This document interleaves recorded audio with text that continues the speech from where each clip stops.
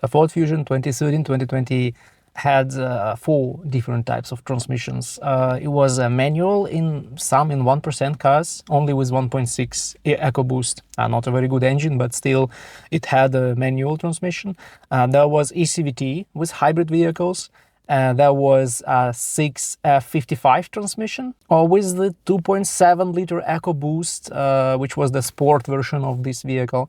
And the majority of cars with 2.0 EcoBoost, with 1.5, with 2.5 liter non-turbo engines, they all had 6F35 transmission. 6F35.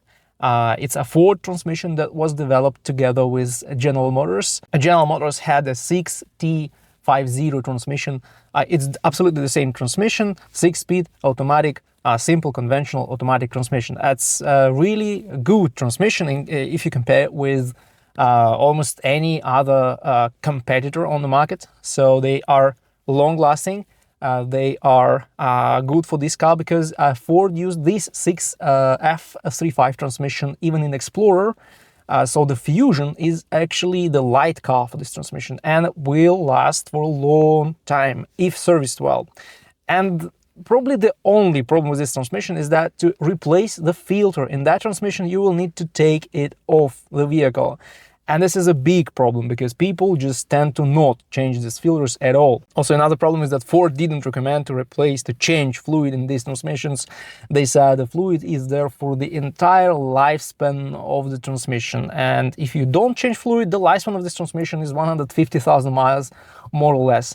But if you change fluid once every 60,000 miles, you will probably get this transmission up to, I don't know, 250,000 miles, 300,000 miles, and it would be very nice to change the filter once every 120,000 miles. So one time you change on the fluid, and the second time you change fluid and the filter.